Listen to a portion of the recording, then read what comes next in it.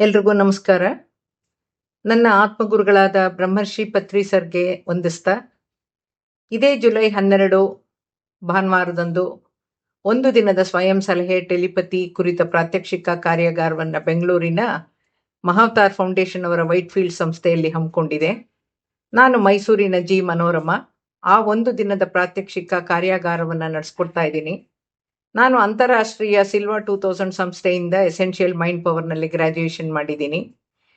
ಮನೋಶಕ್ತಿಯನ್ನ, ಸುಪ್ತ ಮನಸ್ಸಿನ ಶಕ್ತಿಯನ್ನ ದಿನನಿತ್ಯ ಜೀವನದಲ್ಲಿ ಎಲ್ಲೆಲ್ಲಿ ಹೇಗೆ ಬಳಸಿ ಯಶಸ್ವಿಯಾಗಬಹುದು ಅನ್ನೋದನ್ನ ಅನುಭವಪೂರ್ವಕವಾಗಿ ತಿಳ್ಕೊಂಡಿದ್ದೀನಿ, ಯಶಸ್ವಿಯಾಗಿದ್ದೀನಿ.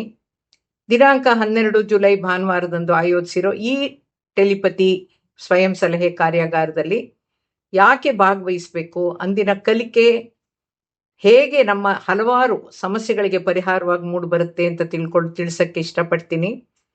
ಸಮಸ್ಯೆಗಳಿಲ್ಲದ ಸಂಸಾರ ಇಲ್ಲ, ಸಂಕಷ್ಟಗಳಿಲ್ಲದ ಜೀವನ ಇಲ್ಲ. ಹಾಗಂತ ಹತ್ಕೊಂಡೇ ದುಃಖ ಪಟ್ಕೊಂಡೇ ಜೀವನ ನಡೆಸಬೇಕು ಅಂತೇನಿಲ್ಲ. ನಮ್ಮ ಕಾಯಿಲೆಗಳಿಗೆ, ಸಂಕಷ್ಟಗಳಿಗೆ ಕಾರಣಗಳು ಹೇಗೆ ಸೂಕ್ಷ್ಮವೋ ಅದೇ ರೀತಿ ಅವುಗಳ ಪರಿಹಾರ ವಿಧಾನಗಳು ಕೂಡ ಸೂಕ್ಷ್ಮ, ಆಧ್ಯಾತ್ಮಿಕ. ಅವುಗಳನ್ನ ತಿಳ್ಕೊಳ್ಳೋಕೆ ನೀವುಗಳು ಮನಸ್ಸು ಮಾಡ್ಬೇಕಷ್ಟೇ. ಈ ಮನಸ್ಸು ಕೂಡ ಸೂಕ್ಷ್ಮ. ಈ ಮನಸ್ಸು 2 ಸ್ತರದಲ್ಲಿ ಕೆಲಸ ಮಾಡುತ್ತೆ. ಒಂದು ಎಚ್ಚರ ಸ್ಥಿತಿಯಲ್ಲಿ, ಇನ್ನೊಂದು ಸುಪ್ತ ಸ್ಥಿತಿಯಲ್ಲಿ. ಸಮಸ್ಯೆಗಳು ಎಚ್ಚರ ಸ್ಥಿತಿಯಲ್ಲಿ ದೇಹದ ಮೂಲಕ, ಸ್ಥಿತಿಗತಿಗಳ ಮೂಲಕ ಗೋಚರಿಸುತ್ತೆ, ಅನುಭವಿಸ್ತೀವಿ.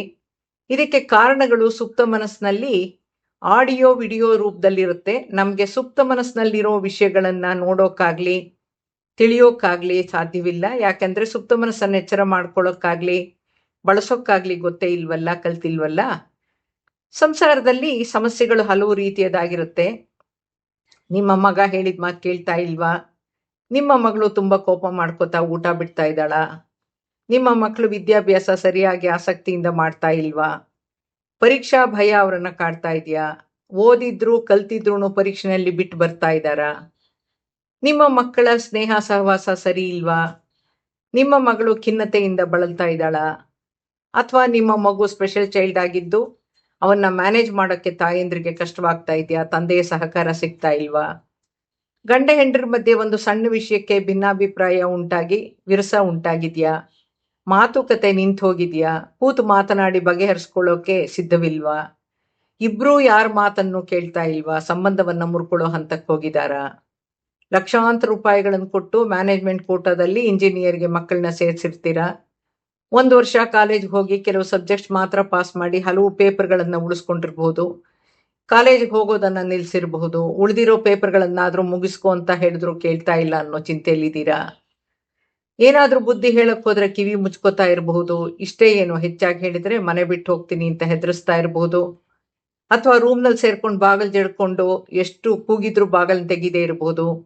ಇರೋದು ಒಬ್ನೇ ಮಗ, ಅವನು ಎಲ್ಲಿ ಮನೆಯ ಫ್ಯಾನ್ಗೆ ನೇತಾಕೊಂಡು ಜೀವ ಬಿಟ್ಬಿಡ್ತಾನೋ ಅಂತ ಅವ್ನು ಹೇಳ್ದಂಗೆ ಕೇಳ್ಕೊಂಡು ಜೀವನ ನಡೆಸ್ತಾ ಇರ್ಬೋದು. ಅವ್ನು ಮಾಡಿದ್ದಕ್ಕೆಲ್ಲ ಒಪ್ಕೋತಾ ಬರ್ಬೇಕಾದಂತ ಸ್ಥಿತಿ ಬಂದಿರಬಹುದು. ಈ ತರಹ ಬಹಳ ಸಿಕ್ಕಗಳಲ್ಲಿ ಹಾಕೊಂಡಿರ್ಬಹುದು ಎಲ್ರೂನು. ಪದವಿ ಮುಗಿಸಿದ ಮಗನಿಗೆ ಕೆಲಸ ಸಿಗ್ತಾ ಇಲ್ವಾ? ಕೆಲ್ಸಕ್ಕಾಗಿ ಬರೀತಾ ಇರುವಂತ ಪರೀಕ್ಷೆಗಳು ಯಾವ್ದ್ರಲ್ಲೂ ಪಾಸ್ ಆಗ್ತಾ ಇಲ್ವಾ? ಹಲವಾರು ಇಂಟರ್ವ್ಯೂಗಳನ್ನು ಅಟೆಂಡ್ ಮಾಡಿದ್ರು ಕೂಡ ಯಾವ್ದ್ರಲ್ಲೂ ಸೆಲೆಕ್ಟ್ ಆಗ್ತಾ ಇಲ್ವಾ? ಇನ್ನು ಮಕ್ಕಳಿಗೆ ದಾರ್ಷ್ಟಿಕತೆ ಇಲ್ಲ, ಬಾಯ್ ಬಿಟ್ಟು ಮಾತಾಡಲ್ಲ, ಮುನ್ನುಗ್ಗೇನು ಮಾಡಲ್ಲ, 3 ಹೊತ್ತು ಮೊಬೈಲ್ನಲ್ಲಿ ಇರ್ತಾರೆ ಅನ್ನೋ ಸಮಸ್ಯೆನಲ್ಲಿದ್ದೀರಾ? ಅಥವಾ ಬೆಲೆ ಬಾಳೋ ವಸ್ತುನ ಎಲ್ಲೋ ಇಟ್ಟು ಮರ್ತಿರ್ಬಹುದು. ಕೊಟ್ಟಿರೋ ಸಾಲ ವಸೂಲಿಯಾಗದೆ ಹಣದ ಬಿಕ್ಕಟ್ಟಿನಲ್ಲಿ ಸಿಕ್ಕಾಕೊಂಡಿರ್ಬಹುದು. ವ್ಯಾಪಾರ ವ್ಯವಹಾರದಲ್ಲಿ ಹಿನ್ನಡೆ ಆಗ್ತಾ ಇರಬಹುದು. ಅಷ್ಟೇನಾ? ಇನ್ನೂ ಹಲವಾರು ಸಮಸ್ಯೆಗಳು. ಮನೆಯ ಸದಸ್ಯರ ದುಶ್ಚಟಗಳು, ಅನೈತಿಕ ಸಂಬಂಧಗಳು, ಅಪಾರ ಸಾಲ ಸೋಲುಗಳು, ಮನೆಯ ವಾತಾವರಣವನ್ನೇ, ಸಂಬಂಧ ಬಾಂಧವ್ಯಗಳನ್ನೇ ಕೆಡಿಸಿರಬಹುದು. ಆರ್ಥಿಕ ಸ್ಥಿತಿಗಳು ಪಾತಾಳಕ್ಕೆ ಕುಸಿದಿರಬಹುದು. ಎಷ್ಟೋ ಮನೆಗಳಲ್ಲಿ ಹಿರಿಯ ನಾಗರಿಕ ಆಗಿರುವಂತಹ ವೃದ್ಧ ತಂದೆ ತಾಯಿಯರನ್ನ ಅವರ ಗಂಡು ಮಕ್ಕಳು, ಸೊಸೆ, ಮೊಮ್ಮಕ್ಕಳು ಸರಿಯಾಗಿ ಪ್ರೀತಿ ವಿಶ್ವಾಸದಿಂದ ನೋಡ್ಕೊಳ್ತಾ ಇಲ್ಲ ಅನ್ನೋದು ನೋಡ್ತಾ ಇದ್ದೀವಿ. ದುಃಖದಲ್ಲಿರುವಂತಹ ವೃದ್ಧರನ್ನ ಕೂಡ ನಾವು ಪ್ರತ್ಯಕ್ಷವಾಗಿ ನೋಡ್ತಾ ಇದ್ದೀವಿ. ಈ ಕುಟುಂಬದಲ್ಲಿರುವಂತ ನಿಮ್ಮ ಯಾವ ಸಮಸ್ಯೆಯನ್ನು ಯಾರೂ ಬಗೆಹರಿಸಕ್ ಸಾಧ್ಯವಿಲ್ಲ. ನಾನೂ ಬಗೆಹರಿಸೋಕೆ ಸಾಧ್ಯವಿಲ್ಲ.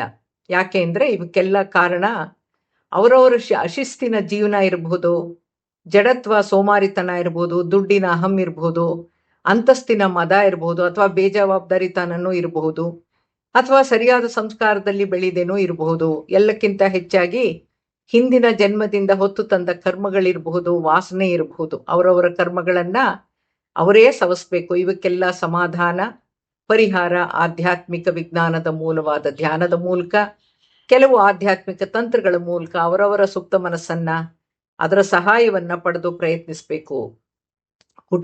ಕುಟುಂಬದ ಸದಸ್ಯರುಗಳು, ಸಂಕಷ್ಟಗಳು ನಮ್ಮದೇ ಆಯ್ಕೆ ಅನ್ನೋ ಪರಿಜ್ಞಾನ ನಮ್ಮಲ್ಲಿ ಇರಬೇಕು. ವಿ ಕ್ರಿಯೇಟ್ ಅವರ್ ರಿಯಾಲಿಟಿ ಅನ್ನುವಂಥ ಆತ್ಮಜ್ಞಾನ, ಆಧ್ಯಾತ್ಮಿಕ ವಿಜ್ಞಾನದ ಪರಿವೇ ನಮ್ಮಲ್ಲಿ ಇರಬೇಕು. ಆದರೆ ನಾವುಗಳು ಇದ್ದ ಹಾಗೆ ಇರಬೇಕು ಅಂತೇನಿಲ್ಲ, ಕಷ್ಟಪಟ್ಕೊಂಡಿರ್ಬೇಕು ಅಂತಿಲ್ಲ, ಪರಿವರ್ತನೆ ಆಗಬಾರ್ದು ಅಂತೇನಿಲ್ಲ.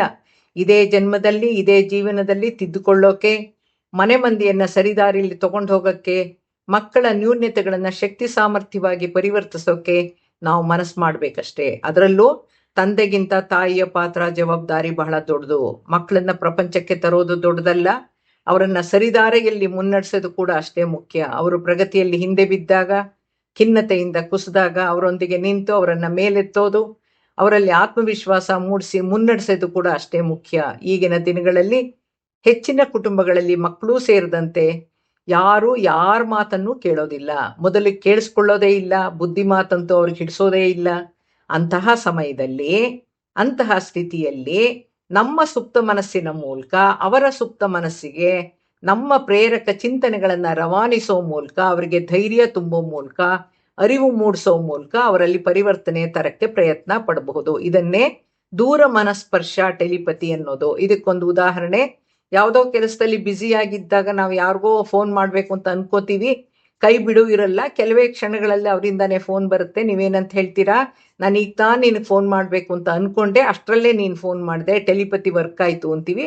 ಆದರೆ ಅದೇ ತಂತ್ರವನ್ನ ಉದ್ದೇಶಪೂರ್ವಕವಾಗಿ ನಮಗೆ ಅವಶ್ಯಕತೆ ಬಿದ್ದಾಗ ನಮ್ಮ ಕುಟುಂಬದ ಸದಸ್ಯರ ಮೇಲೂ ಬಳಸಿ ಸಕಾರಾತ್ಮಕ ಪರಿವರ್ತನೆ, ಬೆಳವಣಿಗೆ ಹಾಗೂ ಅಭಿವೃದ್ಧಿಗಾಗಿ ಬಳಸಬಹುದು. ಅದರಲ್ಲೂ ಆಧ್ಯಾತ್ಮಿಕ ವಿಜ್ಞಾನ ಅಡಗಿದೆ. ಭಗವದ್ಗೀತೆಯಲ್ಲಿ ಮಾನವ ಅಂದ್ರೆ ದೇಹ ಪ್ಲಸ್ ಆತ್ಮ ಪ್ಲಸ್ ಮನಸ್ಸು ಪ್ಲಸ್ ಬುದ್ಧಿ ಅಂತ ಹೇಳಿದೆ. ಈ ಆತ್ಮ ಮತ್ತು ಮನಸ್ಸು ಅನ್ನೋದು ಎರಡೂ ಕೂಡ ಕಣ್ಣಿಗೆ ಕಾಣಲ್ಲ, ಇಂದ್ರಿಯ ಗೋಚರ ಅಲ್ಲ. ಈ ಮನಸ್ಸು ಅನ್ನೋದು ಎರಡು ಸ್ತರದಲ್ಲಿ ಕೆಲಸ ಮಾಡುತ್ತೆ, ಒಂದು ಎಚ್ಚರ ಸ್ಥಿತಿಯಲ್ಲಿ, ಇನ್ನೊಂದು ಸುಪ್ತ ಸ್ಥಿತಿಯಲ್ಲಿ. ಆತ್ಮ ಮತ್ತು ಸುಪ್ತ ಮನಸ್ಸು ಒಂದು ನಾಣ್ಯದ ಎರಡು ಮುಖಗಳು.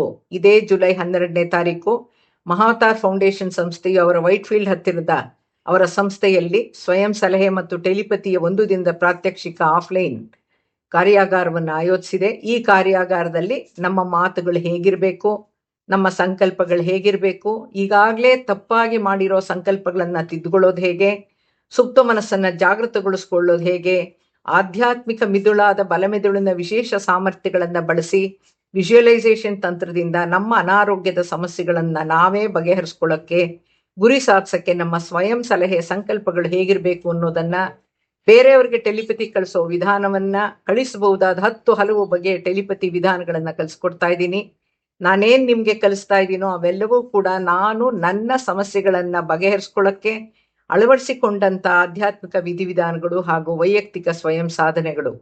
4ನೇ ಡಿಗ್ರಿಗೆ ಜಾರಿದ ನನ್ನ ಗರ್ಭಕೋಶವನ್ನ ಆಪರೇಷನ್ ಇಲ್ದೇನೆ ಪತ್ರಿ ಸರ್ ಅವರ ಮಾರ್ಗದರ್ಶನದಲ್ಲಿ ದಿನಕ್ಕೆ 4 ಗಂಟೆಗಳ ಧ್ಯಾನದ ಮೂಲಕ ಎನರ್ಜಿಯನ್ನ ಚಾನಲೈಸ್ ಮಾಡ್ತಾ, ಸುಪ್ತ ಮನಸ್ಸಿನ ಮೂಲಕ ಸಂಕಲ್ಪಗಳನ್ನ, ಅಫರ್ಮೇಷನ್ಸ್ಗಳನ್ನ ಮಾಡ್ತಾ ಚಿತ್ರೀಕರಣ ವಿಧಾನದಲ್ಲಿ ವಾಸಿ ಮಾಡ್ಕೊಂಡಿರೋದು. 4-5 ತಿಂಗಳಲ್ಲಿ ಗರ್ಭಕೋಶ ತನ್ನ ಸ್ವಸ್ಥಾನಕ್ಕೆ ಸೇರಿ ಇವತ್ತಿಗೂ ಆರೋಗ್ಯವಾಗಿದೆ. ನನಗೀಗ 73 ವರ್ಷ.